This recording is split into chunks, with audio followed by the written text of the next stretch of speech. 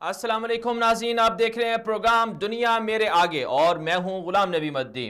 امریکی برائے امور افغانستان وہ آج پاکستان تشریف لائے ہیں۔ ٹرمپ کے مشیر برائے افغان امور زلمے خلیل زاد کی پاکستان آمد ہوئی ہے۔ وزیر اعظم عمران خان سے ملاقات بھی متوقع ہے اور اسی طرح شاہ محمود سے ملاقات بھی کی ہے۔ افغان جنگ سے نکلنے کے لیے امریکہ نے پاکستان کو درخواست دی ہے۔ وزیر خزانہ اسد عمر کی تبدیلی کی خبریں گردش میں ہیں۔ ڈالر میں اضافہ ہوا لیکن وزیر اعظم کو علم بھی نہیں ہوا، اور دوسری طرف مڈ ٹرم انتخابات کی بازگشت بھی سنائی دے رہی ہے۔ ایرانی صدر حسن روحانی کی نئی دھمکی سامنے آئی ہے۔ اگر ایران پیٹرول نہیں بیچے گا تو دنیا میں کوئی بھی پیٹرول نہیں بیچ سکتا، ایرانی صدر کا نیا بیان۔ ایران کے میزائل تجربات پر اقوام متحدہ میں قومی سلامتی کا اجلاس بلانے کا فیصلہ کیا گیا ہے۔ ایران میزائل تجربات کیوں کر رہا ہے اور خطے میں اور دنیا کے عالمی امن کے لیے کس قدر خطرہ ہے، اس پر بھی بات کریں گے۔ کرتارپور تقسیم کے وقت پاکستان کو دینا کانگریس کی بڑی غلطی تھی، اور یہ بیان سامنے آیا ہے نریندر مودی کا، جو کہ بھارت کے وزیر اعظم ہیں۔ کرتارپور کے حوالے سے ان کا یہ بیان سامنے آیا ہے اور انہوں نے سیاست کی ہے اس پر۔ اسی طرح بات کریں گے پوپ فرانسس اور محمود عباس کے درمیان ویٹیکن سٹی میں ملاقات ہوئی ہے، اور یہ ملاقات ایک ایسے وقت میں ہوئی ہے جب امریکہ نے بیت المقدس کو تسلیم کیا ہے، اسرائیل کا دارالخلافہ۔ اسی طرح اسرائیل کی جیلوں میں معذوروں کے ساتھ ساتھ دیگر فلسطینی بھی قید ہیں، وہ بھی رپورٹ آپ کے سامنے شیئر کریں گے۔ اور تھر میں غذائی قلت سے بچے جاں بحق ہو رہے ہیں، رواں سال 600 بچے بھوک سے مر گئے ہیں، اس پر بھی بات کریں گے۔ لاپتہ افراد کیس کی ماہانہ رپورٹ جاری کی گئی ہے، اور کتنے لوگ لاپتہ افراد میں شامل ہیں اور کتنے لوگوں کو نکالا گیا ہے، اس حوالے سے بھی بات کریں گے۔ یوٹیوب پر 22 ملین کمانے والا ایک بچہ سامنے آیا ہے جس کی عمر صرف 8 سال ہے۔ یوٹیوب سے انہوں نے 22 ملین ڈالر کیسے کمائے، اس پر بھی بات کریں گے۔ پرمسرت زندگی کا اہم ترین راز، ہارورڈ یونیورسٹی کی 75 سالہ تحقیق میں یہ بھی بیان کریں گے۔ اگر بات کر لی جائے مشیر برائے افغان امور زلمے خلیل زاد کی آمد کے حوالے سے کہ انہوں نے پاکستان کا دورہ کیا ہے، وہ 8 ملکوں کے دورے کے حوالے سے اس وقت پاکستان میں آج پہنچے ہیں، اور شاہ محمود قریشی اور دیگر جو دفتر خارجہ کے ذمہ داران ہیں ان سے انہوں نے ملاقات کی ہے۔ اور اس سے پہلے گزشتہ کل ایک خط سامنے آیا تھا کہ امریکی صدر نے خط لکھا ہے، اور خط وزیر اعظم کے نام تھا کہ افغانستان میں جو جنگ ہے اسے ختم کروانے میں اور افغانستان میں امن کے حوالے سے پاکستان اپنا کردار ادا کرے۔ دوسری طرف سے امریکہ نے افغانستان کے جو طالبان ہیں ان کے ساتھ مذاکرات کا سلسلہ بھی جاری رکھا ہوا ہے، اور اس سلسلے میں بہت زیادہ پیش رفت بھی ہوئی ہے۔ دوسری طرف سے روس بھی سامنے آیا تھا، روس کی طرف سے بھی یہ کوششیں ہو رہی تھیں کہ افغانستان میں امن قائم ہو، اور روس کے اندر ماسکو میں جو گزشتہ مہینے کانفرنس ہوئی اس کے بعد امریکہ بہت زیادہ تیز ہو گیا ہے مذاکرات کے حوالے سے، اور تقریباً یہ 3 سے 4 مہینوں کے دوران زلمے خلیل زاد کا یہ تیسرا یا چوتھا دورہ ہے جو وہ مختلف ملکوں کی طرف کر رہے ہیں۔ اب سوال یہ پیدا ہوتا ہے کہ امریکہ نے پاکستان کو پہلے بھی کہا ہے کہ پاکستان افغانستان میں امن کے حوالے سے اپنا کردار ادا کرے، اور پاکستان نے اس سے پہلے بھی کوشش کی ہے کہ افغانستان میں امن قائم ہو جائے، اور پاکستان کی طرف سے ہمیشہ مثبت جواب دیا جاتا رہا کہ افغانستان میں امن کے لیے پاکستان نہایت سنجیدہ ہے اور ساتھ ساتھ میں تعاون کرنے کے لیے بھی تیار ہے۔ لیکن بدقسمتی سے پاکستان کی بات کو وہ اہمیت نہیں دی گئی، اور افغانستان میں جو دیگر فریق ہیں ان کو اس قدر اثر و رسوخ بڑھانے کی اجازت دی گئی، جس سے افغانستان کا جو معاملہ ہے مزید الجھ کر رہ گیا، جس میں انڈیا اور ایران اور اسی طرح یہ دو بڑے سر فہرست جو ممالک ہیں ان کی اثر و رسوخ جو ہے افغانستان کے اندر سرگرمیاں بہت زیادہ پہلے کی بنسبت بڑھ گئی ہیں، اور موقع کس نے دیا؟ موقع امریکہ نے خود دیا۔ اب سوال یہ پیدا ہوتا ہے کہ کیا افغان طالبان امریکہ کو افغانستان سے نکلنے کے لیے راستہ دے سکتے ہیں؟ اب خبریں یہ سامنے آ رہی تھی کہ 6 ماہ کی جنگ بندی کا مطالبہ کیا تھا امریکہ نے افغانستان کے طالبان سے کہ جنگ بندی کر لی جائے اور موسم سرما ہے، جنگ نہیں ہونی چاہیے، لیکن افغان طالبان نے اس سے انکار کر دیا. اور پھر گزشتہ 3 دن پہلے خبر سامنے آئی کہ افغانستان کے ایک بڑے صوبے کے گورنر جو افغان طالبان کے بڑے رہنما تھے ان کو بھی ڈرون میں مار دیا گیا. اور پھر دوسری طرف سے امریکی فوجیوں پر بھی حملے ہو رہے ہیں. تو یہ سلسلہ چل رہا ہے اور یہ سلسلہ کہاں تک پہنچے گا، کیسے رکے گا؟ اور پھر نومبر کا جو مہینہ ہے اس میں افغانستان میں سب سے زیادہ جو ہلاکتیں ہوئی ہیں وہ پچھلے ماضی کی بنسبت بہت زیادہ ہیں. کئی دھماکے ہوئے، کابل میں 2 مرتبہ دھماکہ ہو گیا اور اسی طرح دیگر جگہوں میں بھی دھماکے ہوئے جس سے کافی لوگ مارے گئے. اور پھر امریکہ کی جو بمباری ہے عام عوام پر سننے میں آ رہا ہے کہ وہ بھی بہت زیادہ ہوئی جس سے عام لوگ بھی مارے گئے. اور آج کی خبر کے مطابق 72 کے قریب جو ہے مختلف آپریشنز میں افغان فورسز نے اور اتحادی فوج نے 72 کے قریب جنگجو بتایا جا رہا ہے. اب اس میں ظاہر سی بات طالبان کے بھی کچھ لوگ ہوں گے جن کو مارا گیا ہے. تو ایک طرف سے جنگ چل رہی ہے افغانستان میں اور دوسری طرف سے مذاکرات کے حوالے سے کوششیں بھی ہو رہی ہیں. جو افغانستان کے جو امریکہ کے مشیر ہیں افغانستان کے امور کے حوالے سے زلمے خلیل زاد، جو بنیادی طور پر خود افغان نژاد ہیں اور امریکہ کے شہری ہیں اور امریکی ٹرمپ جو ہیں وہ ان کے مشیر بھی ہیں. تو یہ کیا سلسلہ آگے چلے گا، کیسے ختم ہوگا، اس حوالے سے مزید بات کر لیتے ہیں. امریکہ سے اس وقت ہمارے ساتھ موجود ہیں جناب معیز اسد صاحب جو وہاں کے صحافی بھی ہیں اور تمام امور کو اچھی طرح سے دیکھتے ہیں. معیز صاحب بہت بہت شکریہ، آپ نے ہمیں وقت دیا. یہ فرمائیے گا جو زلمے خلیل زاد کا دورہ ہے پاکستان کا، تو آپ اس کو کس طرح سے دیکھتے ہیں کہ اس کے نتائج کیسے نکلیں گے؟ کیا افغانستان میں جنگ ختم ہو جائے گی اور پاکستان سے امریکہ کا مطالبہ کیا ہے کہ وہ کس طرح کا تعاون کرے؟ آواز آ رہی ہے میری آپ کو؟ جی جی بالکل آپ کی آواز آ رہی ہے. جی جی دیکھیں، ایک تو سب سے پہلے یہ دیکھنا چاہیے کہ جنگ کی صورتحال میں اس کے بعد جو پھر امریکہ کی کوششیں ہیں، اور یہ آج سے سلسلہ جاری نہیں ہے. ابھی عمران خان نے بھی انکشاف کیا کہ ان کو لیٹر لکھا گیا ہے، لیکن اس سے پہلے جب یونائیٹڈ نیشن کا اجلاس چل رہا تھا اس موقع پر جو سیکرٹری آف اسٹیٹ کی جو نائب تھیں ہماری، ان کے ساتھ جب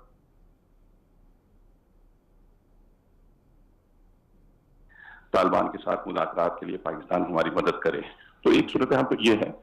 کہ اس سے آپ کو یہ اندازہ لگانا ہوگا کہ اس وقت امریکہ کی کتنی بڑی خواہش ہے کہ وہ طالبان کے ساتھ بیٹھے، اس لیے کہ یہ بظاہر جیتی بھی جنگ نہیں ہے، ہاری بھی جنگ نظر آ رہی ہے. پوری دنیا کے وسائل جھونک دیے گئے ہیں. 40 جو کنٹری تھی ان کا اتحاد تھا، اس کے باوجود بھی جو ہے وہ اب اس میچ پہ پہنچنے کی بات کرنا چاہتے ہیں. تو اب اس صورتحال میں پاکستان کی اہمیت ایک مرتبہ پھر بڑھتی ہے. تو رمضان خلیل صاحب کا جو دورہ ہے اس پس منظر میں نے تھوڑا سا اس لیے آپ کو پس منظر بتایا کہ اس سے اندازہ لگانے کی کتنی کاوشیں ہیں. ورنہ پاکستان کو پاکستان کو ایک ایسے نہج پہ پہنچایا گیا کہ سارے ناکامی کے جو الزامات ہیں وہ پاکستان پہ لگتے ہیں، لیکن یہ بھی سمجھتے ہیں کہ پاکستان اس موقع پر طالبان کے ساتھ جی جی جاری رکھیے. ہاں تھوڑی سر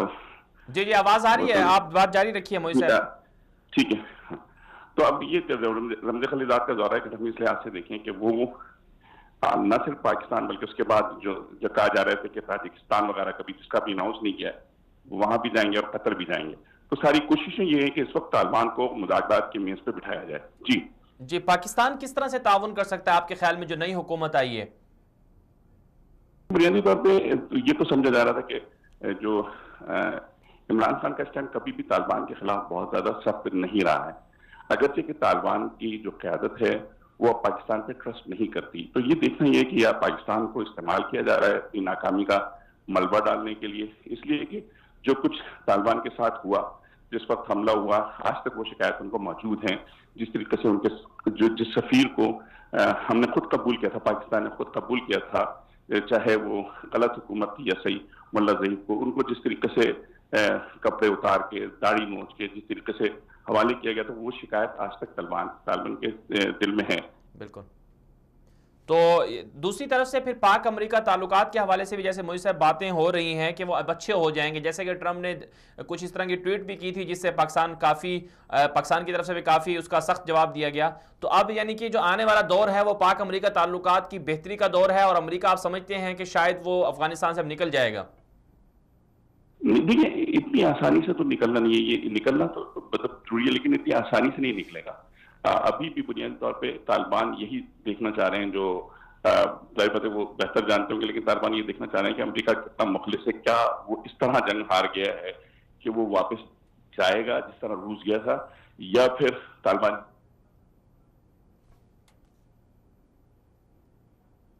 اس کے بعد جو ہے وہ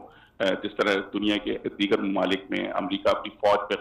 بھیجے بغیر حکومت کر رہا ہے، کیا اس طرح کا معاملہ ہوگا، یہ طالبان دیکھیں گے. لیکن بنیادی طور پہ دیکھنا سمپل یہ ہے کہ اس میں پاکستان کا جس طرح بات آ رہی ہے بات کہ پاکستان کے حقانی نیٹ ورک پہ الزام لگایا جا رہا ہے، اس لحاظ سے آپ کو ایک بیچ کی کنڈیشن اس طریقے سے آپ سمجھ لیں کہ آپ کو ٹریپ بھی کیا جا رہا ہے. یعنی اگر ناکامی ہوتی ہے تو آپ کہیں گے کہ جی آپ طالبان کے ساتھ ملیں، طالبان آپ کے دوست ہیں، لیکن طالبان سے روابط ضرور ہو سکتے ہیں کچھ مذہبی عناصر کے. جس طرح ابھی آپ اگر اسی تناظر میں اگر آپ دیکھیں مولانا سمیع الحق صاحب کی جو شہادت ہے وہ بھی اس پس منظر میں دیکھیں کہ ان کی ایک اچھا انفلوئنس تھا طالبان پہ. تو سیکنڈلی بات یہ ہے کہ پاکستان کس طریقے سے بات کرے کہ جب طالبان سے مذاکرات پاکستان ابھی جس طرح ملا برادر کو چھوڑا گیا ہے، اس سے پہلے طالبان آلموسٹ پاکستان کے جو کچھ لوگوں پہ انفلوئنس تھا، پاکستان بات کر رہا تھا، ان کو باقاعدہ ڈرون حملے میں مار دیا گیا. جو ایران سے واپسی پہ جو ٹیکسی پہ جو معاملہ ہوا تھا، اس کے علاوہ ابھی جو ایک اور کمانڈر کو مارا گیا ہے. تو طالبان بھی یہ دیکھ رہے ہیں کہ بھئی ان کے ساتھ کیا کھیل ہو رہا ہے، گفتگو ہو رہی ہے، بات ہو رہی ہے، لیکن اس کے ساتھ ساتھ ڈرون اٹیکس بھی نہیں رک رہے ہیں. اسی طریقے سے قطر میں بھی بات ہوئی، لیکن وہ ان کو بھی یہ دیکھنا ہے کہ یہ کتنا سنجیدہ ہے. لیکن میرا جو خوف ہے، جو ہم ایک تجزیہ نگار جو دوسرے بات بھی کر رہے ہیں کہ پاکستان کو اس میں کہاں کھڑا کیا جا رہا ہے. کیونکہ پاکستان کو دیکھیں، اس وقت پاکستان کو صرف افغانستان کی آنکھ سے دیکھا جا رہا ہے. پاکستان صرف وہ معاملہ نہیں ہے کہ پہلے ہوتا تھا انڈو پاک اور بر صغیر کی بات کی جاتی تھی، اب پاک پاکستان کی بات کی جاتی ہے. تو پاکستان نے کئی مرتبہ یہ ریکویسٹ کی ہے یا پاکستان نے کئی مرتبہ مطالبہ کیا ہے کہ ان کو افغانستان کی نظر سے نہ دیکھا جائے. تو میں سمجھتا ہوں کہ اس میں انوالو ہے. جہاں تک ٹویٹ کا معاملہ ہے، ظاہر بات ہے کہ لیکن صدر ڈونلڈ ٹرمپ دنیا کے سب سے طاقتور ترین شخص ضرور ہیں، لیکن ان کے ٹویٹ کو تو لوگ سنجیدہ بھی نہیں لیتے. اگر عمران خان نے ان کے ٹویٹ کا جواب دے دیا تو ان کو تو وہ تو مطلب سی این این کے رپورٹر سے لڑنے لگے. جو شخص جو رپورٹرز کی سطح پہ آ کے لڑے، اس کی اپنی بات کی کوئی بہت زیادہ سنجیدہ اہمیت نہیں رہی. بالکل. چلیں، بہت بہت شکریہ معیز صدیقی صاحب، آپ نے ہمیں وقت دیا. یہ تھے ہمارے ساتھ امریکہ سے جناب معیز اسد صاحب، اور ان کا بہت اچھا تجزیہ تھا کہ پاکستان کو افغانستان کے ساتھ جوڑ کر دیکھا جاتا ہے، اور پاکستان ہمیشہ سے کوشش کرتا رہا ہے کہ افغانستان میں امن ہو جائے. اور جو زلمے خلیل زاد کا دورہ ہے، جو افغانستان کے امور کے مشیر بھی ہیں، وہ اس حوالے سے مثبت ہو سکتا ہے. اس سے پہلے بھی وہ دورے کر چکے ہیں اور طالبان کی قیادت سے بھی مل چکے ہیں اور افغان گورنمنٹ سے بھی مل چکے ہیں، اور کہا یہ جا رہا ہے کہ یہ بہت جلد جو ہے اس کے نتائج بہت اچھے نکلیں گے. اس سے پہلے ماضی میں جب جتنی بھی کوششیں ہوئیں افغانستان کے طالبان سے مذاکرات کے حوالے سے، وہ اتنی اگر انہیں کہہ لیا جائے کہ سنجیدہ نہیں تھیں. لیکن اب کی بار ایسا ہو رہا ہے کہ 2018 یہ واحد سال تھا کہ جس میں بہت زیادہ امریکہ کی طرف سے بھی کوششیں ہوئیں، اور امریکی صدر بھی یہ چاہتے ہیں کہ کسی طرح سے وہ اپنے دور حکومت میں جو افغان جنگ ہے اس کو ختم کر لیں. 17 سال کا عرصہ گزر چکا ہے، اور اس عرصے میں بہت بے شمار جو ہیں امریکی فوجی بھی مارے جا چکے ہیں، اور کئی اربوں ڈالر کا جو ہے وہ نقصان بھی اس جنگ میں ہو چکا ہے. اور پھر دوسری طرف سے خطے کے جو بڑے جو ممالک ہیں وہ بھی اب اس میں شامل ہونے جا رہے ہیں، جیسا کہ روس ہے اور پھر چین ہے، وہ ان کا بھی انٹرسٹ جو ہے افغانستان میں بہت زیادہ بڑھ چکا ہے. تو یہ وہ ساری صورتحال ہے کہ جس سے خطے کے جو سارے تناظر ہے، سارا جو پس منظر ہے یا پورا کا پورا جو منظر نامہ ہے وہ تبدیل ہوا ہے. تو یہی وجہ ہے کہ امریکہ بھی چاہتا ہے کہ کسی طرح سے وہ اپنے آپ کو سیف رکھ کر طالبان سے مذاکرات کر لے. اور کل بھی امریکی جو محکمہ دفاع کے ذمہ دار ہیں، ان کا بھی ایک بیان سامنے آیا تھا کہ وہ چاہتے ہیں کہ یہ جنگ ختم ہو جائے. تو یہ اچھی بات ہے کہ اس طرف کوششیں ہو رہی ہیں، اور بہت جلد جو ہے نتائج جو ہے وہ دنیا کے سامنے آئیں گے. لیکن اس سے ایک بات ضرور سمجھ میں آتی ہے کہ اگر افغانستان سے امریکہ جزوی طور پر تو نکل سکتا ہے، کلی طور پر شاید نہ نکلے، لیکن افغان طالبان کو بھی گورنمنٹ میں جیسے کہا جا رہا ہے کہ شامل کیا جا سکتا ہے. پھر بعد میں خطرہ یہ ہے کہ جس طرح ماضی میں سوویت یونین جب وہاں سے ٹوٹا اور نکلا تھا، تو جس طرح آپس کے اختلافات ہوئے تھے، کہیں پھر سے خانہ جنگی کا خدشہ نہ ہو. پھر دوسری طرف سے جو وہاں کی تعمیر و ترقی ہے، اس حوالے سے بھی کافی باتیں کی جا رہی ہیں کہ کون جو ہے وہ تعمیر و ترقی کرے گا، اور کون جو ہے وہ افغانستان کے اندر جو اتنا جنگ سے جو تباہ حال جو شہر ہیں ان کو کون آباد کرے گا اور کیسے آباد کیے جائیں گے. پھر سب سے بڑی بات یہ ہے کہ 2 بڑے ممالک ایسے ہیں افغانستان میں جنہوں نے سرمایہ کاری کر رکھی ہے، جیسے کہ انڈیا ہے اور پھر ایران ہے. تو ان کا مستقبل کیا ہوگا؟ پاکستانی قوم تو یہ کہتی ہے کہ کسی حد تک وہ پیچھے ہٹ چکے ہیں اور ان کا اتنا اس کے اندر انٹرسٹ نہیں رہا. بہرحال مزید بات کر لیتے ہیں اس حوالے سے. ہمارے ساتھ ابھی لائن پر موجود ہیں جناب نوشیروان قلندر صاحب جو امریکہ سے ہیں اور تجزیہ کار بھی ہیں, سینئر صحافی بھی ہیں. نوشیروان صاحب بہت بہت شکریہ, آپ نے ہمیں وقت دیا. یہ فرمائیے گا کہ جو افغانستان کے امور کے حوالے سے مشیر ہیں زلمے خلیل زاد, وہ ان دنوں پاکستان کے دورے پر بھی آئے ہیں اور دیگر ملکوں میں بھی جائیں گے, تو ان کا یہ دورہ آپ کس طرح سے دیکھتے ہیں؟ کیا پیش رفت ثابت ہو سکتی ہے مزید؟ یہ دورہ جو ریجن ہے افغانستان, پاکستان اور یہ جو پورا ریجن ہے اس حوالے سے بہت اہم ہے, کیونکہ افغانستان میں اس وقت امریکہ اور اس کے جو اتحادی ہیں ان کے افواج موجود ہیں, اور امریکہ چاہتا ہے کہ افغانستان کا یہ جو جھگڑا ہے 17 سالہ لڑائی ہے یہ کافی لمبی ہو گئی ہے. تو واشنگٹن کے اندر اس پہ بہت بحث جاری ہے, اور جو یہاں پہ پارلیمنٹ ہے, کانگریس ہے, ان کی جانب سے امریکی صدر ڈونلڈ ٹرمپ پہ بہت زیادہ پریشر ہے, اور ان کو کہا جا رہا ہے کہ $1 ٹریلین سے زیادہ اس پہ پیسہ خرچ ہو چکا ہے, مزید امریکہ اس لڑائی کا متحمل نہیں ہو سکتا.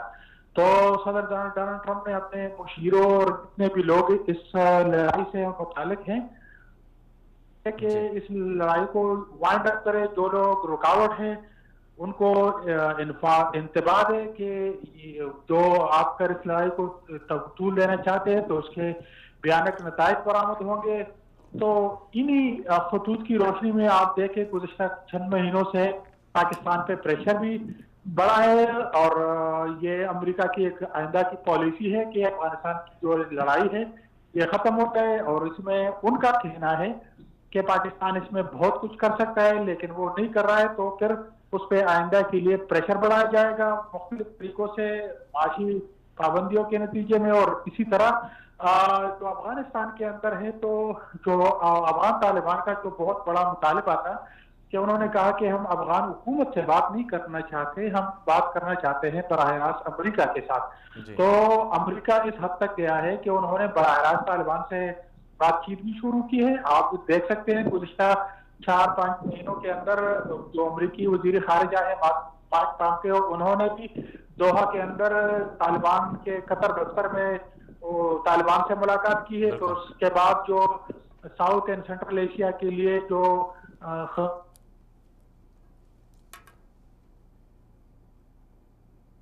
ملاقات کی ہے, اور اس کے بعد انہوں نے اس کام کے لیے کہ افغانستان میں امن آ جائے اور طالبان اور بات چیت کی طرف آ جائے, تو پھر انہوں نے اس کے لیے ایک خصوصی مشیر رکھا ہوا ہے زلمے خلیل زاد جس کی آپ نے بات کی. تو ان کا یہ تیسرا دورہ ہے گزشتہ 3 مہینوں کے افغانستان اور پاکستان کے ساتھ ساتھ.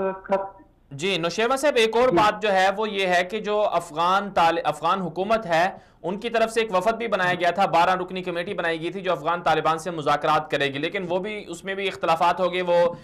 غالباً ٹوٹ پھوٹ کا شکار ہوگی. تو آپ کیا سمجھتے ہیں کہ زلمے خلیل زاد افغان گورنمنٹ کو بھی منائیں گے کہ وہ طالبان سے مذاکرات کے حامی ہو جائیں یا مذاکرات کر لیں؟ سوری, اگر آپ یہ ریپیٹ کریں کس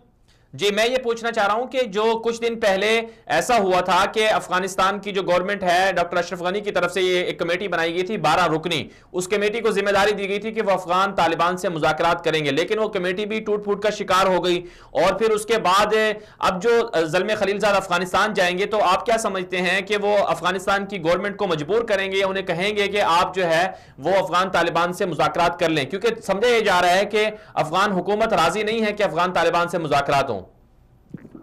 ہاں بالکل, آپ کی بات درست ہے. اس وقت صورتحال ایسا لگ رہا ہے کہ افغان حکومت نے جو بہت عرصے تک انتظار کیا ہے ان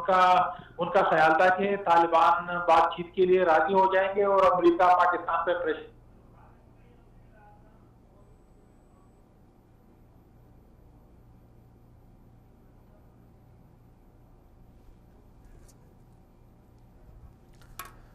غالباً کال ڈراپ ہو گئی ہے، دوبارہ رابطے کی کوشش آگے بڑھیں گے، لیکن اس سے پہلے ایک مختصر سی بریک لیں گے. بریک کے بعد واپس آئیں گے تو پھر بات کریں گے کہ پاکستان کے اندر جو صورتحال چل رہی ہے، مڈ ٹرم انتخابات کی بازگشت سنائی دے رہی ہے، ڈالر میں اضافہ ہو رہا ہے اور وزیر خزانہ اسد عمر کی تبدیلی کے حوالے سے باتیں بھی کی جا رہی ہیں. پاکستان کی مستقبل میں جو گورنمنٹ کیا ہوگی، تحریک انصاف کا مستقبل کیا ہوگا، اس حوالے سے مزید بات کر لیتے ہیں، لیکن ایک مختصر سی بریک کے بعد ہمارے ساتھ رہیے گا.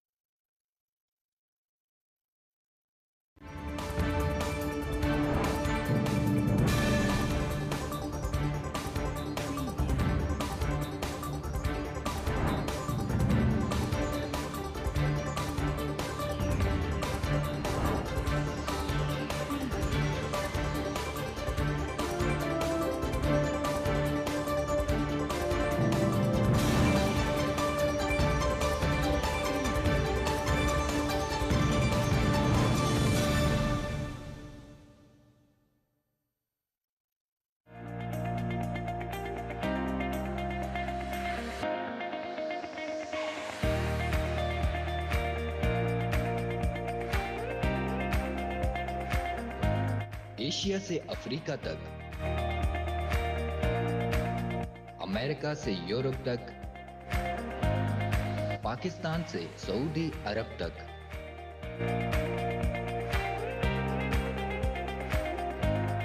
دنیا بھر کی تازہ اور مستند خبریں، بے لاگ اور منفرد تجزیات،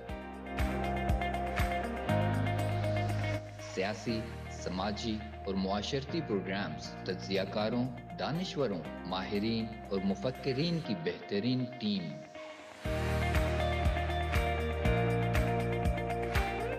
اردو زبان کے سب سے بڑے مستند چینل 24 اردو کے ذریعے ہر پل رکھے گی آپ کو باخبر.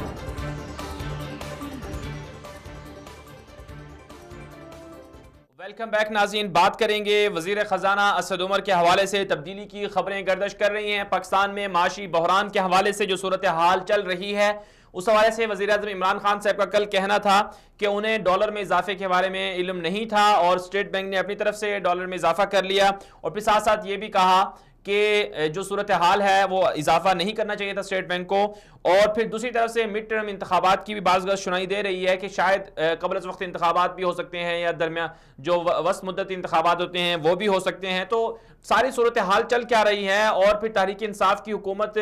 پریشرائز کیسے ہو گئی اور کیا اپوزیشن جماعتیں جو ہیں وہ پھر ٹھیک ہیں، جیسے کہ آج بھی رانا ثناء اللہ نے کہا کہ عمران خان صاحب خود ہی جو ہیں وہ گورنمنٹ چھوڑ دیں گے. تو یہ ساری صورتحال چل کیسی رہی ہے، اور پھر وزیر خزانہ اسد عمر کو بھی وضاحت دینی پڑی کہ اگر ان سے استعفیٰ مانگا گیا تو وہ استعفیٰ دے بھی سکتے ہیں. اور پھر کچھ تجزیہ کار یہ بھی کہہ رہے ہیں کہ شاید کچھ ایسا معاملات ہوئے ہیں پس پردہ کہ عمران خان صاحب ان پر برہم بھی ہوئے ہیں اسد عمر صاحب پر، اور آپس میں بہت سارے لوگ جو ہیں وہ بھی خفا ہیں کہ اسد عمر صاحب کی جو کارکردگی ہے وہ ٹھیک نہیں ہے. تو یہ صورتحال پاکستان میں چل کیسی رہی ہے، اور کیا مستقبل میں ایسا ہو سکتا ہے کہ جیسے کہ عمران خان صاحب نے خود بھی کہا کہ اگر وزراء کارکردگی نہیں دکھائیں گے تو انہیں مستعفی بھی کیا جا سکتا ہے، انہیں ہٹایا بھی جا سکتا ہے. تو پھر کون کون مستقبل میں وزراء جو ہیں وہ مستعفی ہوں گے، اور ڈالر میں جو اضافہ ہے کیا یہ رک پائے گا، یا جس طرح سے لوگ کہہ رہے ہیں کہ 150 تک ڈالر جائے گا، یہ سلسلہ اسی طرح چلتا رہے گا؟ اور پھر یہ کیا یہ IMF کی شرائط کے مطابق ہے کہ انہوں نے کہا کہ ڈالر آپ اتنا زیادہ اوپر لے کر جائیں؟ اور پھر قبل از وقت انتخابات کی جو باتیں کی جا رہی ہیں کیا یہ بھی ممکن ہے، یا پھر محض یہ صحافیوں کی یا پھر اسی طرح میڈیا کی باتیں ہیں؟ مزید بات کر لیتے ہیں. ہمارے ساتھ اس وقت موجود ہیں پاکستان کے سینئر تجزیہ کار اور سینئر صحافی جناب سجاد میر صاحب. السلام علیکم سر، بہت بہت شکریہ آپ نے وقت دیا ہمیں. سر بہت بہت شکریہ آپ نے ہمیں وقت دیا. یہ فرمائیے گا کہ جس طرح سے پاکستان میں معاشی صورتحال چل رہی ہے، جس طرح سے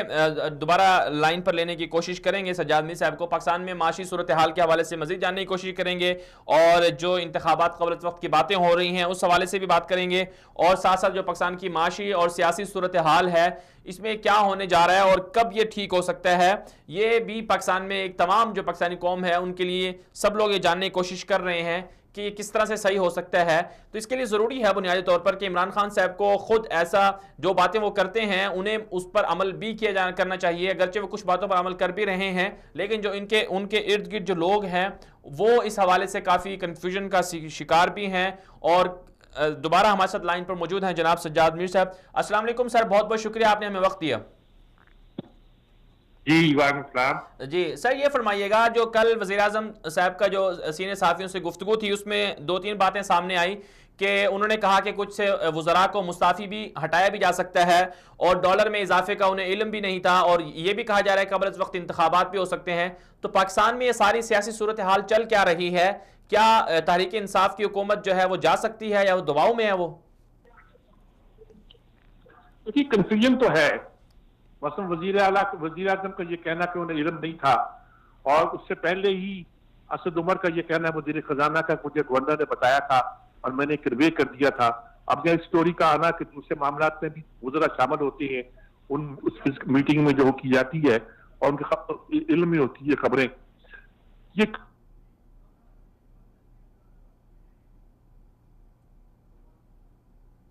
وزیر اعظم کو اندازہ نہیں ہے کہ معاملات کیسے چلتے ہیں ریاست کے، اور وہ اس سے بے خبر ہیں، یا انہیں بے خبر رکھا جا رہا ہے، یا ابھی تک وہ نہیں جانتے کہ معاملات کو کیسے آگے چلانا ہے. اور ملک کی معاشی صورتحال خاص طور پر کیونکہ بہت ہی دگرگوں ہے، گورننس کا بھی حال پتلا ہے، اس لیے لوگ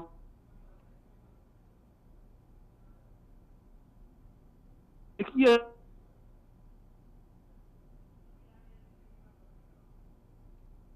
اور جو مدینے کی ریاست کی فضل و برکات ہے وہ نہ دے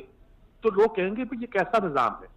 اس وقت آپ نے تجاوزات ختم کر دیں، غربت بڑھ گئی، مہنگائی بڑھ گئی، آپ اپنے معاملہ ٹھیک کر رہے ہیں، معیشت کو ٹھیک کر رہے ہیں، لیکن غریب آدمی کو تو فائدہ نہیں ہو رہا، نقصان ہو رہا ہے. اسے مہنگائی کو فیس کرنا پڑ رہا ہے، بے روزگاری کو فیس کرنا پڑ رہا ہے، کاروبار ٹھپ پڑا ہے، ہر چیز خراب ہے. تو ایسی صورت میں وہ کیسے کہہ سکتے ہیں کہ یہ ایک خوشگوار بات ہے یا اچھی صورتحال ہے؟ تو اعتراضات تو ہو رہے ہیں. اچھا یہ سر اس میں ایک بات اور بھی ہے کہ جو کہا جا رہا ہے کہ قبل از وقت انتخابات کی باتیں بھی گردش کر رہی ہیں، تو یہ کیا چیز ہے؟ یہ کیا ایسا ممکن ہے؟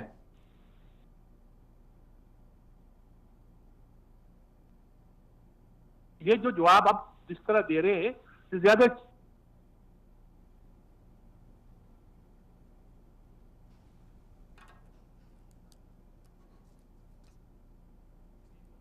کی تو ہم کیوں بچائیں؟ وہ بچائیں نہیں جو لے کر آئے ہیں، اور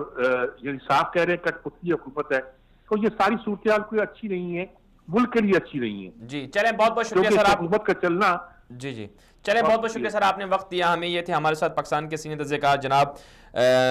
سجاد میر صاحب، انہوں نے ہمیں کال کی. بہت بہت شکریہ، ہم رابطہ کیا ہم سے. ناظرین کہ ہم یہاں پر ایک مختصر سی بریک لیں گے، بریک کے بعد واپس آئیں گے، ہمارے ساتھ رہیے گا.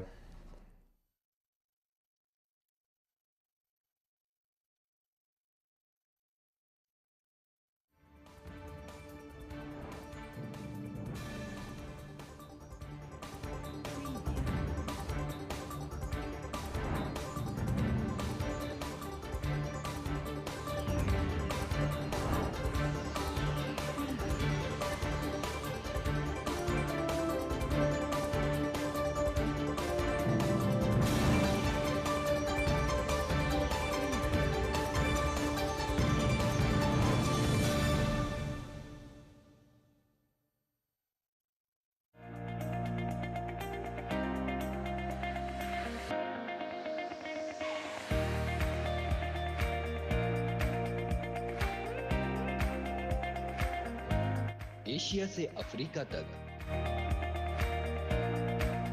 अमेरिका से यूरोप तक,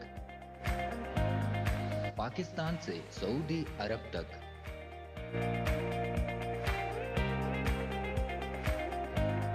दुनिया भर की ताज़ा और मुस्तनद खबरें, बेलाग और मुनफरिद तज्ज़ियात, सियासी, समाजी और मुआशरती प्रोग्राम्स, तज्ज़ियाकारों, दानिश्वरों, माहिरीन और मुफक्किरीन की बेहतरीन टीम।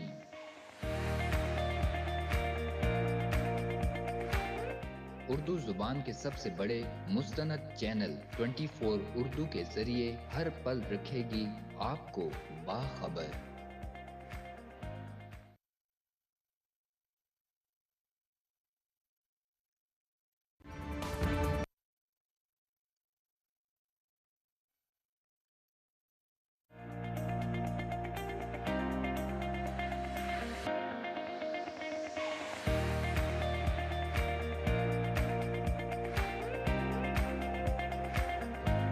एशिया से अफ्रीका तक,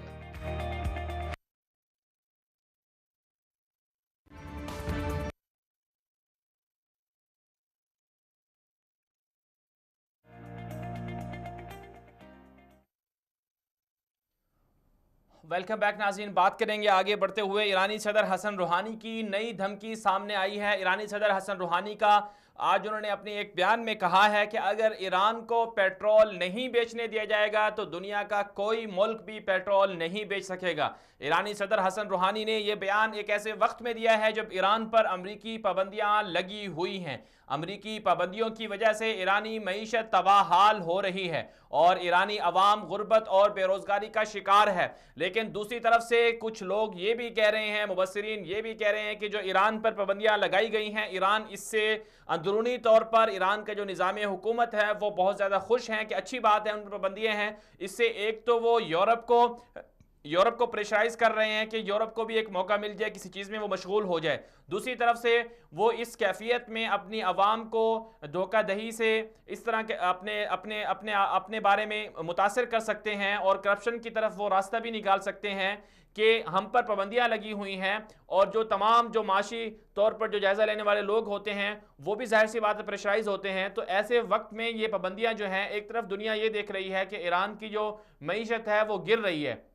दूसरी तरफ से ये बातें भी सामने आ रही हैं कि ईरान इन पाबंदियों की आड़ में जो वहाँ के हुक्मरान हैं वो करप्शन कर रहे हैं। तो बहरहाल ये जो खबर सामने आई है जिसमें यह कहा गया है कि ईरानी सदर हसन रूहानी का ये कहना था कि अगर ईरान को पेट्रोल नहीं बेचने दिया जाएगा तो दुनिया का कोई मुल्क भी पेट्रोल नहीं बेच सकेगा। बिलखुसूस उन्होंने ये बयान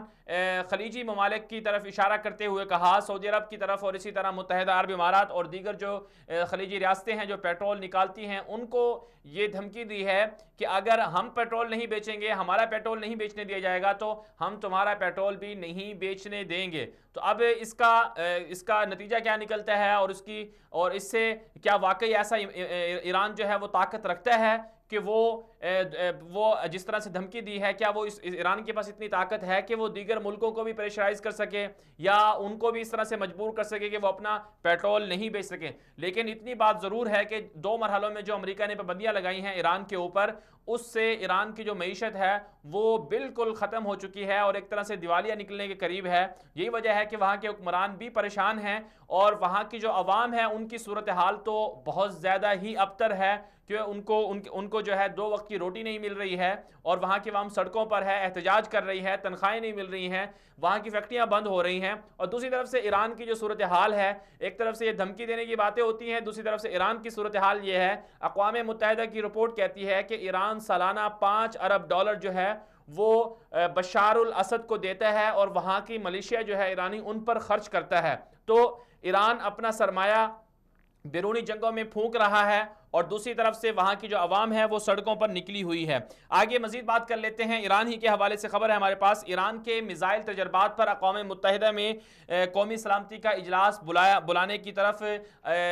बरतानिया और फ्रांस ने कहा है कि वो कौमी सलामती का इजलास बुलाएं। और ये जो मिसाइल तजर्बात कर रहा है ईरान, उन्होंने ये मिसाइल तजर्बात क्यों किए हैं? 2 दिन पहले ईरान ने एक बैलिस्टिक मिसाइल का तजर्बा किया था और ईरानी हुकाम की तरफ से ये बयान सामने आया था कि ये जो मिसाइल तजर्बात हैं ये बिल्कुल ہم اپنی توانائی اور دفاع کے لیے ایسا کر رہے ہیں اور اس سے دنیا کے کسی امن کو خطرہ نہیں ہے، لیکن دوسری طرف سے یورپی یونین اور اسی طرح جو نیٹو ہے اور اس طرح دیگر جو ممالک ہیں انہوں نے یہ کہا ہے کہ امریکہ یہ جو ایران کا جو تجربہ ہے میزائل تجربات یہ درست نہیں ہے، اور اس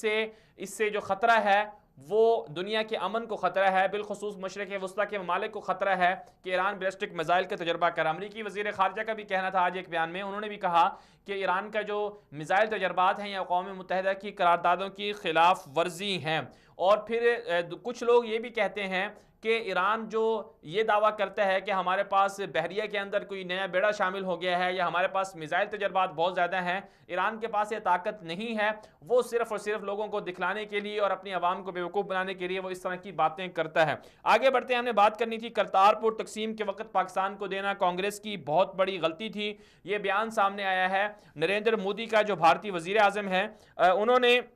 بھارتی وزیر اعظم نریندر مودی نے آج ایک انتخابی ریلی میں یہ کہا ہے کہ حزب مخالف کی جو جماعت ہے کانگریس، ان کو زیر کرنے کے لیے ایک نیا نکتہ نکالا ہے اور کہا ہے کہ 1947 میں کانگریس کے جو رہنما تھے ان کی ایک غلطی تھی جس کی وجہ سے کرتارپور جو ہے وہ پاکستان کو مل گیا۔ انہوں نے کہا کہ صرف 3 کلومیٹر کے فاصلے پر یہ کرتارپور ہے اور یہ پاکستان کو کیسے مل گیا، یہ صرف اور صرف کانگریس کے جو رہنما تھے ان کی غلطی تھی۔ انہوں نے یہ بھی کہا ساتھ ساتھ اپنی ریلی میں خطاب کے دوران کہ کانگریس کی 70 سال پر محیط غلطیوں کو ٹھیک کرنا وہ میرے حصے میں لکھا ہے، یہی وجہ ہے، مودی نے کہا کہ یہی وجہ ہے کہ میں جو ہے کرتارپور بارڈر بھی میں نے کھلوا دیا اور سکھ یاتریوں کے لیے سہولیات بھی دے دیں، اور سارا کا سارا جو ملبہ ہے وہ انہوں نے کانگریس پر ڈال دیا کہ کانگریس کے جو رہنما تھے جنہوں نے تقسیم کے وقت کرتارپور پاکستان کو دے دیا، اصل جرمدار وہ ہیں، ان کی وجہ سے وہ یہ کرتارپور جو ہے وہ بھارت کے پاس نہیں رہا بلکہ یہ پاکستان کے پاس چلا گیا۔ تو اس بیان سے ایک طرف تو جو نریندر مودی ہے انہوں نے کریڈٹ لینے کی کوشش کی ہے کہ کرتارپور کا جو بارڈر کھولا گیا یا کوریڈور بننے جا رہا ہے وہ نریندر مودی کی کوششوں کی وجہ سے بننے جا رہا ہے۔ دوسری طرف سے انہوں نے جو کانگریس کی جو جماعت ہے، بڑی جماعت ہے، سابق حکمران جماعت بھی ہے، انہوں نے بھی اپنے طور پر ان کو بھی زیر کیا ہے اس اپنے بیان سے نریندر مودی نے، ان پر گویا کہ جس طرح سے سکھ جو ہے یاتری وہ کانگریس کی طرف جا رہے تھے، کیونکہ نوجیت سنگھ سدھو جو ہیں وہ خود کانگریس سے ہیں اور ان کے بارے میں کافی امیج اچھا ہو گیا تھا کہ کانگریس جو ہے وہ سکھوں کے بارے میں اچھے کوشش کر رہی ہے اور بہت بڑا کام کیا ہے، لیکن نریندر مودی نے کہا کہ یہ تو سارا معاملہ جو ہے وہ کانگریس کے رہنماؤں کی وجہ سے تھا، یہ تو میرے نصیب میں آیا ہے اور بی جے پی کے نصیب میں آیا ہے کہ وہ ان کی گورنمنٹ نے اچھا فیصلہ کیا اور پاکستان کو مجبور کیا کہ وہ یہ بارڈر جو ہے کوریڈور ہے وہ بنائے۔ آگے بڑھتے ہیں، مزید بات کر لیتے ہیں، ہمارے ساتھ ایک اور خبر ہے کہ پوپ فرانسس اور محمود عباس کے درمیان ویٹیکن سٹی میں ملاقات ہوئی ہے۔ پوپ فرانسس عیسائیوں کے بڑے پوپ ہیں اور مذہبی رہنما ہیں اور ان کے پیشوا ہیں۔ ویٹیکن سٹی جو یورپ کے اندر ہے وہاں پر محمود عباس نے آج 20 منٹ تک ملاقات کی ہے اور پوپ فرانسس نے یہ کہا ہے کہ بیت المقدس کی جو صورتحال چل رہی ہے، اسرائیلی جارحیت وہاں جو جاری ہے، اور ساتھ ساتھ امریکہ نے جو یہ کہا ہے کہ بیت المقدس اسرائیل کا دارالخلافہ ہے، اسے تسلیم کیا، اپنے سفارت خانہ وہاں منتقل کیا ہے، باقی دنیا کی جو ممالک ہیں وہ بھی اپنے سفارت خانے وہاں منتقل کرنے کی کوشش کر رہے ہیں۔ تو پوپ فرانسس نے فلسطینی صدر محمود عباس سے ملاقات کے دوران کہا کہ انہیں اس معاملے پر تشویش ہے اور ان کا ساتھ یہ بھی کہنا تھا کہ بیت المقدس جو ہے وہ نہ صرف مسلمانوں کا بلکہ عیسائیوں کا اور دیگر یہودیوں کا بھی ایک مقدس مقام ہے۔ بہرحال یہاں پر اس بیان میں یہ جو صورتحال ہے یہ تو دنیا ہی جانتی ہے، تاریخ بھی دنیا کے سامنے معلوم ہے کہ صلیبی جنگیں جو لڑی گئی تھی جو مسلمانوں کے خلاف، جس میں بہت زیادہ پوری دنیا سے جو عیسائی اکٹھے ہوئے تھے، انہوں نے یہودیوں سے بھی مدد لی تھی اور مسلمانوں کے خلاف لی تھی، لیکن اب نوبت یہ آ چکی ہے کہ عیسائی اس قدر کمزور ہو چکے ہیں باوجود اکثریت میں ہونے کے کہ اب ان پر چند ایک مخصوص جو طبقہ ہے، مخصوص یہودی ہیں، وہ ان پر حاوی ہو گئے ہیں اور یہی وجہ ہے کہ 20ویں صدی کے آخر میں عیسائیوں نے یہودیوں سے معاہدہ بھی کیا تھا، لیکن بہرحال یہ بات ابھی یہ باعث تشویش بھی ہے اور خود عیسائی بھی اس بات کو تسلیم کر رہے ہیں کہ یہودی جو ہیں، اسرائیلی یہودی، وہ بیت المقدس کی حرمت کو پامال بھی کر رہے ہیں اور خود وہاں جو عیسائیوں کے چرچ ہیں بیت المقدس میں، ان کے خلاف بھی یہودیوں کی سازشیں جاری ہیں۔ تو یہ بیان سامنے آیا تھا پوپ فرانسس کا کہ بیت المقدس کی جو صورتحال ہے انہیں اس پر تشویش ہے اور اسرائیلی جارحیت کو رکنا چاہیے۔ اگر عیسائی دنیا کے چاہیں تو بیت المقدس کی صورتحال کو کنٹرول کیا جا سکتا ہے۔ ایک اور خبر شامل کر لیتے ہیں، تھر میں غذائی قلت سے بچے جاں بحق ہو رہے ہیں۔ گزشتہ 3 دن کے دوران تقریباً 13 بچے جاں بحق ہو چکے ہیں اور رواں سال تقریباً 600 کے قریب بچے بھوک سے مر گئے ہیں۔ یہ صورتحال ہے سندھ کی، جو سندھ پاکستان کا ایک بڑا صوبہ ہے، کراچی، جہاں کراچی جو وہاں کی پاکستان کی معیشت کی ریڑھ کی ہڈی رکھتا ہے، اس صوبے کے اندر جو تھر ہے وہاں پر یہ صورتحال چل رہی ہے کہ 3 روز کے دوران اس علاقے کے 13 بچے بیماریوں کے باعث اور بھوک کے باعث ہسپتالوں میں اپنی جان کی بازی ہار گئے ہیں۔ تھر میں جو صورتحال چل رہی ہے یہ پچھلے تقریباً 1.5 سے 2 سال کے دوران کثیر تعداد میں، بلکہ ہزاروں کی تعداد میں بچے جو ہیں وہ غذائی قلت کا شکار ہوئے اور مر چکے ہیں۔ اور جو تازہ رپورٹ ہے اس کے مطابق تقریباً 11 مہینوں کے دوران تقریباً 600 سے زائد جو ہے بچے وہ جاں بحق ہو چکے ہیں۔ دوسری طرف سے پیپلز پارٹی کی گورنمنٹ سندھ میں ہے، وہ دعویٰ کرتی ہے کہ سندھ کی عوام، وہ ووٹ بھی لیتی ہے اور مسلسل وہاں پر حکومت بھی بناتی ہے، لیکن تھر کی عوام کے لیے نہ پیپلز پارٹی نے کچھ کیا ہے، نہ دیگر جماعتوں نے کچھ کیا ہے، اور نہ ہی پاکستان کی جو وفاقی گورنمنٹ ہے انہوں نے تھر کے لیے کچھ کیا ہے۔ یہ سوچنے کا مقام ہے کہ پاکستان کے چیف جسٹس وہ یہ کہتے ہیں کہ وہ پاکستان میں ڈیم بھی بنائیں گے، پانی کی قلت کو بھی دور کریں گے، اور ساتھ ساتھ وہ یہ بھی کہتے ہیں کہ وہ بچے کم پیدا کرنے کی مہم بھی چلائیں گے، آبادی کو کنٹرول بھی کریں گے، اور ان کا یہ بھی دعویٰ ہے کہ کرپٹ مافیا کے خلاف ان کا جو انصاف کا پیمانہ ہے، عدل و انصاف کا جو ترازو ہے وہ بہت زیادہ تیزی سے وہ جاری ہے اور کرپٹ مافیا کا وہ ایکشن بھی لے رہے ہیں۔ لیکن تھر کی صورتحال پر چیف جسٹس نے اگرچہ بیانات تو دیے ہیں، لیکن عملی طور پر کسی بھی ذمہ دار کو چیف جسٹس نے کٹہرے میں بلا کر اسے جو مجرم ہیں ان کو سزا نہیں دلوائی۔ یہ بڑا افسوس کا مقام ہے، اور تھر کے جو بچے جاں بحق ہو چکے ہیں وہ بھی چیف جسٹس سے سوال کر رہے ہیں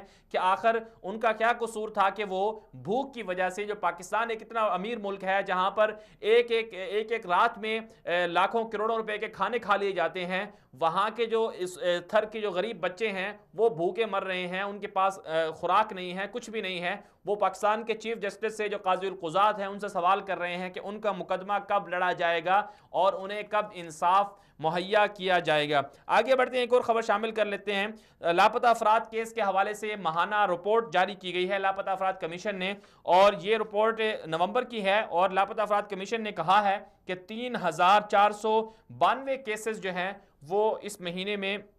وہ اب تک جو ہیں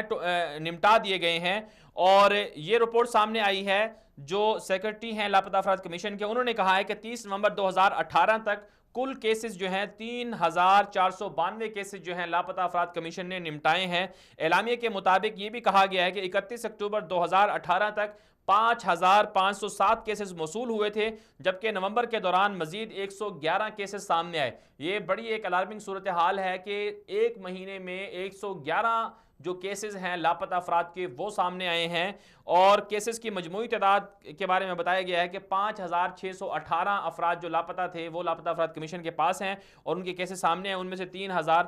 گویا کہ 3500 کیسز جو ہیں نمٹا دیے گئے ہیں۔ بہرحال لیکن دوسری طرف سے جو بلوچستان کے لاپتہ افراد ہیں ان کا بھی جو معاملہ ہے وہ چل رہا ہے، اور روزانہ احتجاجی کیمپ لگتے ہیں، آج بھی لگا ہوا تھا۔ وہاں کے جو رہنما ہیں اختر مینگل صاحب، انہوں نے بھی کہا کہ جس طرح سے کل وزیر اعظم صاحب نے اپنی ایک بیان میں اور انٹرویو میں کہا تھا کہ وہ لاپتہ افراد کے حوالے سے بہت سنجیدہ ہیں، اور پاکستان کے آرمی چیف سے بھی ملاقات کر چکے ہیں، جنرل باجوہ سے بھی بات کر چکے ہیں لاپتہ افراد کے حوالے سے، اور پاکستان کی آرمی نے بھی یہ کہہ دیا ہے کہ بہت سے افراد کی شناخت ہو چکی ہے، بہت سے افراد کو ریلیز کر دیا گیا ہے اور کچھ کو ڈھونڈا جا رہا ہے۔ تو اختر مینگل کے حوالے سے بھی عمران خان صاحب نے کل کہا تھا اپنی تقریر میں کہ انہوں نے ان کو دعوت دی تھی کہ وہ میٹنگ اٹینڈ کریں اور آرمی چیف سے ملاقات بھی کریں کہ جو لاپتہ افراد ہیں انہیں رہا کروایا جائے۔ بلوچستان کے اندر بالخصوص یہ مسئلہ بہت زیادہ حساس ہے، کیونکہ بہت سارے بلوچ جو ہیں کہا جاتا ہے کہ وہ لاپتہ ہیں، ان کی رہائی کے لیے اختر مینگل اور دیگر جو افراد ہیں وہ آج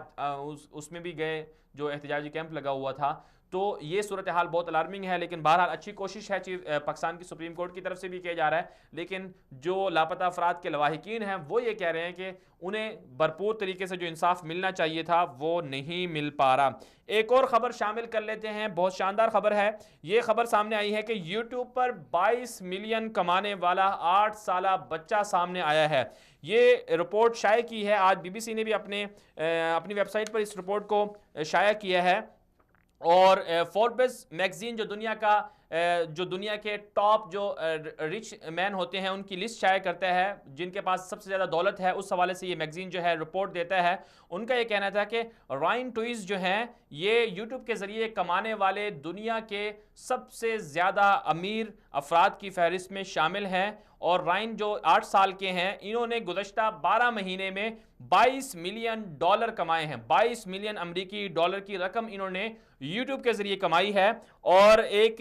امریکی چینل کو انٹرویو میں انہوں نے کہا, جب ان سے سوال کیا گیا کہ آپ اس چینل کو کس طرح سے رن کر رہے ہیں اور کیسے اپنے چینل سے اتنی بھاری رقم کما رہے ہیں, تو ان کا جواب تھا کہ کیونکہ میں مزے کی اور مزاحیہ باتیں کرتا ہوں, اس لیے بچے جو ہیں وہ ان کے پروگرام کو اور ان کی ویڈیوز کو دیکھتے ہیں. ان کے والدین کی طرف سے مارچ 2015 میں چینل شروع کیا گیا تھا, اور ان کی ویڈیوز ٹوٹل ان کی جو ویڈیوز ہیں 26 ارب بار دیکھی جا چکی ہیں. یوٹیوب پر جو رائن کا چینل ہے, اس پر جو ویڈیوز ہیں ان کو 26 ارب مرتبہ دیکھا جا چکا ہے, اور 1 کروڑ 73 لاکھ سے زیادہ لوگ انہیں فالو کر رہے ہیں. 8 سال کا چھوٹا سا بچہ ہے, اور اس کے چینل جو یوٹیوب کا چینل ہے اس حوالے سے یہ رپورٹس سامنے آئی ہے. اور یہ بھی کہا جا رہا ہے کہ جتنے بھی یوٹیوب سے کمانے والے جو لوگ ہیں ان کی فہرست میں ٹاپ پر جو سب سے زیادہ جنہوں نے کمایا ہے یوٹیوب سے, وہ یہی 8 سال کے بچے ہیں جنہوں نے 12 مہینے میں 22 ملین ڈالر جو ہیں وہ کمائے ہیں. اور اسی طرح اور بھی بہت ساری اس خبر میں باتیں شامل کی گئی ہیں کہ 10 بہترین سائنسی تجربات جو بچوں کے لیے گھر میں کی جا سکتے ہیں کے نام سے ایک ویڈیو جس میں 3 بچے شامل ہیں اب تک 26 ملین بار دیکھی جا چکی ہے. تو یہ یوٹیوب سے کمائی کرنے والا ایک بچہ ہے جو 8 سال کی عمر ہے, اور 8 سال کی عمر میں انہوں نے اپنا یوٹیوب پر ان کے والدین نے چینل بنایا. اور بچہ کیا کرتا ہے, یوٹیوب چینل پر مختصر ویڈیوز بناتا ہے بچوں کے بارے میں, اور مزاحیہ باتیں کرتا ہے, بچوں کو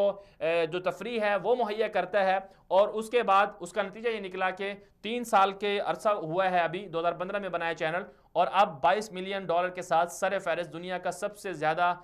جو یوٹیوب سے کمائی کرنے والا یہ بچہ جو ہے یہ سر فہرست آ گیا ہے. اور اس نے سب سے زیادہ سب سے زیادہ جو ہے انہوں نے کمائی ہے, ارننگ کی ہے یوٹیوب سے. اب جو اس میں سبق ہے تمام جو دیکھنے والوں کے لیے وہ یہ ہے کہ یوٹیوب ہو گیا یا پھر دیگر سوشل میڈیا پلیٹ فارم ہو گئے, تو یہ یا پھر انٹرنیٹ کی ویب سائٹس ہو گئیں, یہ بنیادی طور پر ان کے مثبت استعمال بھی ہیں. جہاں ان کے نیگیٹو استعمال ہیں وہیں ان کے مثبت استعمال بھی ہیں. اگر انہیں مثبت طریقے سے استعمال کیا جائے تو نہ صرف روزگار حاصل کیا جا سکتا ہے بلکہ بہت سے لوگوں کو ان ویب سائٹ سے, یوٹیوب چینل سے, سوشل میڈیا پلیٹ فارم سے لوگوں کو رہنمائی بھی دی جا سکتی ہے. اور ساتھ ساتھ جو سماج اور سوسائٹی ہے, سوسائٹی کو بھی اچھی طرح سے سدھارنے کے لیے, سوسائٹی کی اصلاح کے لیے بھی اچھی چیزیں پیش کی جا سکتی ہیں. اب اس میں ہونا یہ چاہیے کہ جس بندے کے پاس جو تجربہ ہے, جس بندے کے پاس جو نالج ہے, جو علم ہے, جو معلومات ہیں, وہ اسے منظم انداز میں اگر یوٹیوب چینل پر ویڈیو کی صورت میں اپلوڈ کر دے. اب تو ہر کسی کے پاس موبائل فون اس کی جیب میں ہے, اپنے موبائل سے ویڈیو بنائی جا سکتی ہیں, تو اس سے بہت زیادہ فائدہ ہوگا. بالخصوص علماء کرام کے لیے اس میں سبق ہے کہ علماء کرام چاہتے ہیں, جو دعوت دینے والے حضرات ہیں وہ کہتے ہیں کہ وہ دعوت دیں. دعوت کے پہلے زمانے میں ذرائع اور وسائل بہت کم ہوتے تھے, اب بھی بہت زیادہ لوگ کوششیں کرتے ہیں, لیکن جو جدید میڈیا ہے اس کے ذریعے دعوت کا پیغام بہت جلد اور دیر پا اور مؤثر ثابت ہو سکتا ہے اگر اس کو ذریعہ بنایا جائے. اگر کوئی عالم دین اپنی ویڈیوز درس قرآن, درس حدیث یا پھر سیرت نبوی یا کوئی اور اس طرح کے مواد جو ہیں, جو معلومات ہیں دینی یا اخلاقی, جو عوام کی تربیت کے لیے ہو, بچوں کی تربیت کے لیے ہو, وہ اگر منظم انداز میں اور صحیح طریقے سے یوٹیوب چینل کے تھرو یا پھر سوشل میڈیا, فیس بک ہے, ٹویٹر ہے, انسٹاگرام ہے اور جو دیگر پلیٹ فارم ہیں, ویب سائٹس ہیں, اگر ان کے ذریعے شیئر کریں تو اس سے یقیناً معاشرے میں اور دنیا میں چینجنگ اور تبدیلی آ سکتی ہے. اس حوالے سے کوشش کرنی چاہیے اور مزید غور و فکر ہر کسی کو اس حوالے سے کرنا چاہیے. بہرحال دنیا میرے آگے کے پروگرام میں آج کے لیے اتنا ہی. اجازت دیجیے. اللہ حافظ.